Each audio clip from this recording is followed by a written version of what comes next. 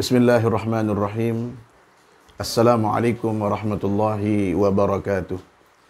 Alhamdulillah wassalatu wassalamu ala Rasulillah Sayyidina Muhammad ibn Abdullah wa ala alihi wa sahbihi wa mawalah wa la hawla wa la quwata illa billahil aliyyil azim, amma ba'du.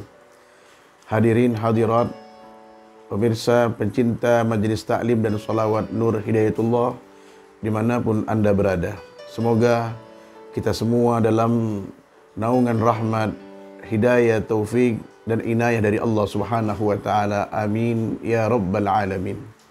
Hadirin hadirat yang dirahmati Allah Subhanahu wa taala, kesempurnaan daripada penghambaan seseorang setelah dia melakukan segala kewajiban-kewajiban yang diembankan oleh Allah Subhanahu wa taala untuk dilakukan, maka seorang hamba tersebut memperhatikan akan sunnah-sunnah baginda Nabi Muhammad sallallahu alaihi wasallam.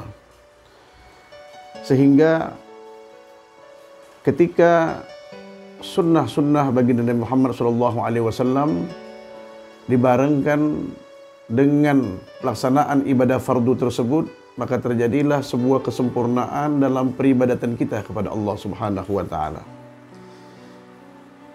Sebagaimana apa yang disabdakan oleh Rasulullah sallallahu alaihi wasallam dalam hadis kursi dari sahabat Abi Hurairah radhiyallahu taala anhu wa ardah, qala Rasul sallallahu alaihi wasallam, innallaha ta'ala qala man 'ada li waliyan faqad adantuhu bil harbi wa ma taqarraba ilayya 'abdi bi syai'in ahabba ilayya mimma aftaratuhu alayhi wa la yazalu 'abdi yatagarrabu ilayya bin nawafil hatta uhibbah fa idza ahbabtuhu kuntu sam'ahu alladhi yasma'u bihi wa basarahu alladhi yubsiru bihi wa yadahu allati yamshi biha yabtisu biha wa rijlahu allati yamshi biha wa in sa'alani la u'tiyannahu wa la in ista'adani la u'idannahu.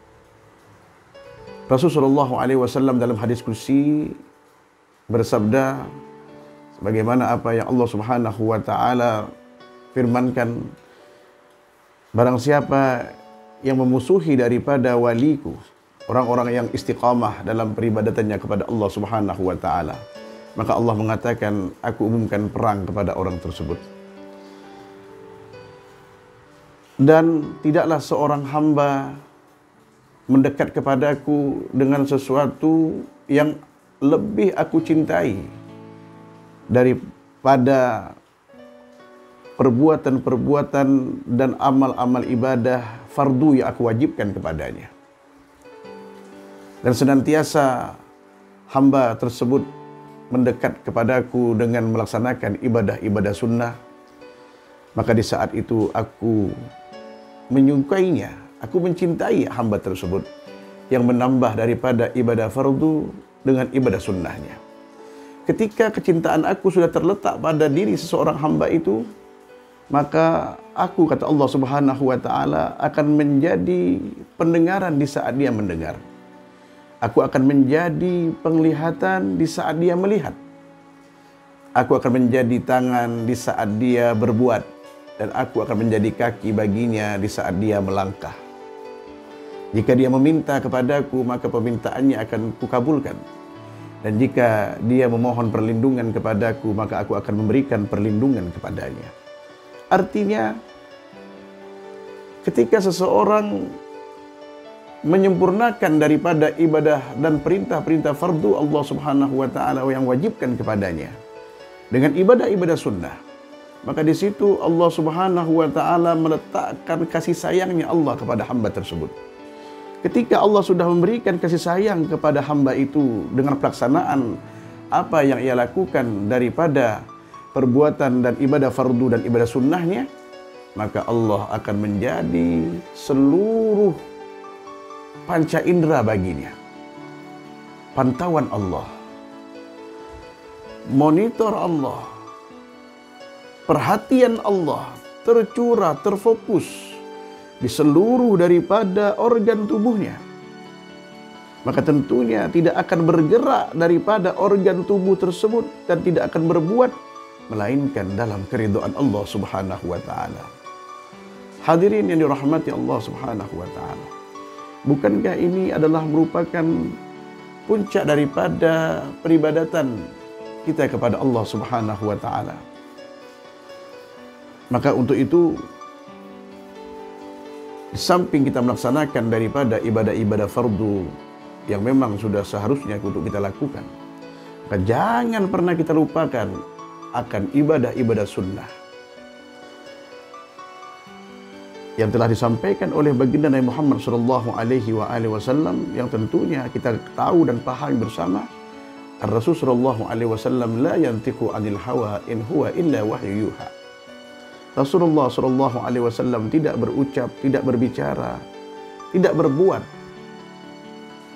menuruti hawa nafsu, tidak, hasya wa kalla. Bahkan itu semua adalah wahyu dari Allah Subhanahu wa taala. Hadirin hadirat pemirsa yang dirahmati Allah Subhanahu wa taala, tanda kecintaan seseorang adalah butuhnya ada pembuktian. Ketika kita mengaku cinta kepada Allah dan Rasul, tentunya butuh akan pembuktian. Melaksanakan ibadah, baik itu fardu maupun ibadah sunnah, adalah merupakan daripada pembuktian penghambaan kita yang sesungguhnya kepada Allah dan Rasulnya. Ar-Rasul sallallahu alaihi wasallam di dalam hadisnya mengatakan, ada ciri dan ada tanda bagi pencinta. Tidak semuanya pencinta mengaku mencintai Allah dan Rasul kemudian cintanya akan diterima begitu saja. Tentu harus mempunyai bukti. Dalam hal ini Rasulullah SAW memberikan daripada ciri-ciri dan tanda-tanda pencinta. Rasulullah SAW bersabda, alamatul mahabbah thalath. Ciri dan tanda pencinta itu ada 3. Yang pertama, an yakhtar kalama habibi ala kalami ghairi. Si pencinta harus lebih memilih, mengedepankan pembicaraan orang yang dicintainya ketimbang pembicaraan yang lain. Kalau kita mengklaim diri kita mencintai Allah dan Rasul, maka tentunya kita mengedepankan apa yang Allah Subhanahu wa taala firmankan dalam Al-Qur'an, perintah-perintah Allah, larangan-larangan Allah kita kerjakan dan larangannya kita jauhi. Kita mencintai Rasulullah SAW, tentu apa yang dibawa oleh Rasul, ajaran-ajaran yang bersumber dari ilahi Rabbi, dan sunnah-sunnah yang dibawa oleh Rasulullah SAW tentu kita amalkan dalam perbuatan kita. Berapa banyak dari sunnah-sunnah Rasulullah SAW yang Rasul ajarkan kepada kita, yang Rasulullah SAW berikan arahan dan didikan kepada kita. Sunnah Rasulullah SAW untuk menjalankan daripada ibadah-ibadah yang menyertai ibadah salat rawatib, misalnya ada sunnah qabliyah ba'diyah yang diajarkan oleh baginda Muhammad SAW. Kemudian sunnah Nabi Muhammad SAW dalam keseharian kita, di saat kita melangkahkan kaki masuk ke dalam rumah kita, ada cara dan ada doa di situ. Keluar dari rumah ada cara dan ada doa. Masuk ke masjid ada cara dan ada doa di situ. Keluar dari masjid pun ada cara dan ada doa. Bahkan masuk ke kamar mandi sekalipun ada cara dan ada doa. Keluar daripada kamar mandi tidak luput daripada itu semua. Cara untuk beristinja diajarkan semua oleh baginda Nabi Muhammad SAW. Luar biasa. Bagaimana hal-hal ini diharapkan oleh baginda Nabi Muhammad SAW untuk menjadikan kehidupan kita adalah kehidupan yang betul-betul memiliki arti dan memiliki daripada norma-norma moralitas. Hadirin yang dirahmati Allah Subhanahu wa taala. Untuk menjadi seorang hamba yang betul-betul dalam peribadatan kepada Rabb-Nya, kepada Allah Subhanahu wa taala dengan segala kesempurnaan. Inilah bentuk daripada kasih sayangnya Allah Subhanahu wa taala dan Rasulullah alaihi wasallam kepada kita, para hadirin. Namun memang kenyataannya di dalam menanggapi akan hal tersebut, hal-hal yang berbau sunnah Nabi sudah banyak kita lupakan. Bahkan Nabi telah memperingatkan 14 abad lebih yang lalu. Rasulullah SAW mengatakan, bada'uddin ghariban wa sayaudu ghariban. Tuba lil ghuraba. Manil ghuraba ya Rasulullah? Qal yuhyuna ma amatan nas min sunnati. Mulainya agama dalam keadaan asing dan akan kembali dalam keadaan asing. Beruntunglah mereka-mereka yang digolongkan orang-orang yang asing, yang dikatai orang-orang yang asing. Siapa mereka orang-orang yang asing? Ya Rasulullah SAW tanya sahabat. Mereka adalah orang-orang yang menghidupkan sunnahku ketika banyak orang mematikan akan sunnah-sunnah tersebut. Kemudian yang kedua, kata Rasulullah SAW, di antara tanda pencinta itu an yakhtar majlis habibi ala majlisi ghairi. Si pencinta lebih memilih daripada tempat-tempat yang disenangi oleh orang-orang yang dicintainya. Kalau kita mengatakan cinta kepada Allah dan Rasul, tentu kita lebih memilih daripada tempat-tempat yang dicintai Allah dan Rasul. Masjid, musalla, terlebih daripada bulan Ramadan yang penuh akan kemuliaan ini, tentu kita isi dengan ibadah-ibadah. Di majlis-majlis, di masjid-masjid, di tempat-tempat yang sanggup untuk mendekatkan diri kita kepada Allah Subhanahu wa taala. Kemudian yang ketiga adalah an yakhtar ridha'a habibi ala ridha'i ghairi.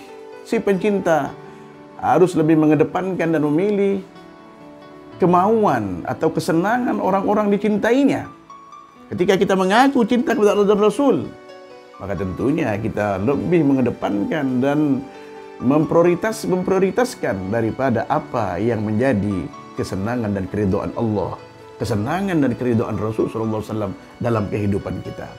Semoga hari-hari kita, para hadirin hadirat, dihiasi dengan sesuatu yang mendatangkan akan keridhaan Allah Subhanahu wa taala, dan semoga kita selalu mendapat hidayah taufik dari Allah Subhanahu wa taala, dan kita terus mengerjakan daripada perintah-perintah Allah dan membarenginya dengan ibadah-ibadah sunnah, sehingga kesempurnaan dalam peribadatan kita akan terwujud di dalam kehidupan kita. Hadani Allah wa iyyakum.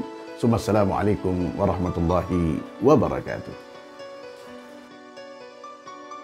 Assalamualaikum warahmatullahi wabarakatuh.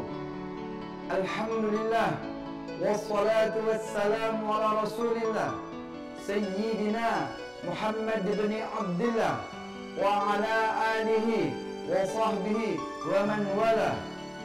Para pemirsa sekalian, dengan niat semata-mata untuk menebarkan kebaikan dan kemaslahatan di tengah-tengah umat, maka dukung channel ini dengan menekan tombol subscribe, share, like, serta mengisi kolom komentar, dan tekan tombol lonceng agar tidak ketinggalan video-video kami selanjutnya. Terima kasih, semoga bermanfaat. Wassalamualaikum warahmatullahi wabarakatuh.